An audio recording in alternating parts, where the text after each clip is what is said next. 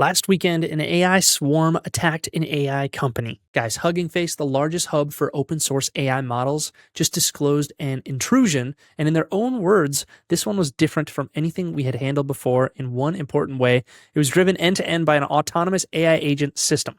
And we detected and dissected it largely with AI of our own. So AI on offense and AI on defense. And what let the attackers spread through their infrastructure was harvested credentials. Cloud credentials, cluster credentials, service tokens. So what exactly happened? The campaign was run by an autonomous agent framework, and it executed thousands of individual actions across this swarm of short-lived sandboxes with self-migrating C2 servers staged on public services. This is crazy. More than 17,000 events were recorded over a single weekend. Now, the entry point was a malicious dataset that abused two code execution paths in the dataset processing pipeline. So look at how this unfolds. One poisoned dataset to code execution, and then from there it just cascades. From there, the actor escalated to node-level access, harvesting cloud and cluster credentials, and moved laterally into several internal clusters over the weekend. So the real damage here was credential harvesting. Once that agent was on that node, it grabbed every credential that was stored there, and then those credentials carried it to all of the other clusters. And they say, we have found no evidence of tampering with public, user-facing models, datasets, or spaces, and our software supply chain was verified clean.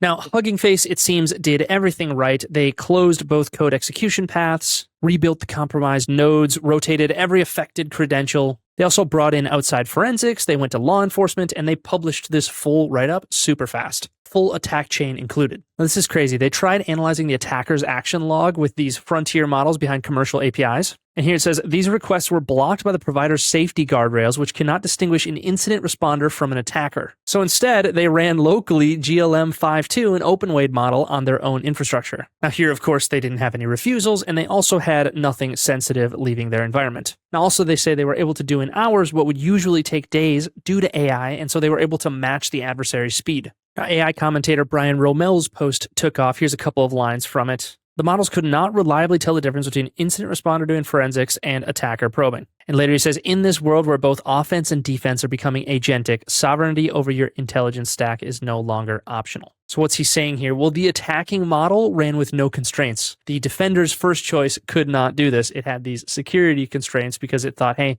maybe this is a malicious actor. Now, ultimately, this just tells us that owning the model that you defend with became a security requirement. Now, we've seen time and time again this pattern of credential harvesting. In May, it was TanStack, a family of popular JavaScript libraries, 84 malicious versions across 42 NPM repos. And they all had a payload that read CI runner process memory and harvested credentials from over 100 different file paths. And in March, it was the trivy-action, a widely used security scanner distributed as a GitHub action, compromised to steal each pipeline's secrets before running the scan it was trusted for. And then prompt injection does this to agents. You hide the instructions in a web page or in a GitHub issue, and then the agent sends out whatever keys sit in its environment. Now put these attacks side by side, and the pattern is obvious. 4 different doors, and everything ends up at the same target. Wherever code runs, live credentials sit next to it. Environment variables, config files, process memory. Credentials turn one machine into a whole cloud, and that's how one processing worker can turn into lateral movement across clusters. Now, you won't patch every single door. TanStack came in through GitHub Actions.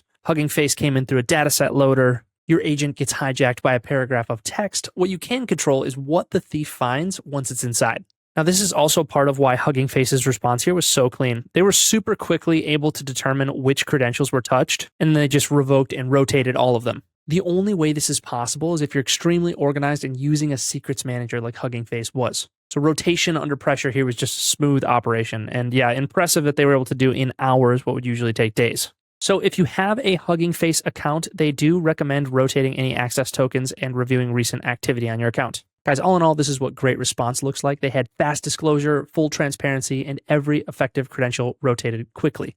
So more of this, please. And at the end of his tweet, Romel says, the agentic future is not coming. It's already probing production infrastructure. So AI is attacking and AI is defending. Honestly, phenomenal work by Hugging Face in this whole situation, and what a crazy world we live in. Thanks for watching.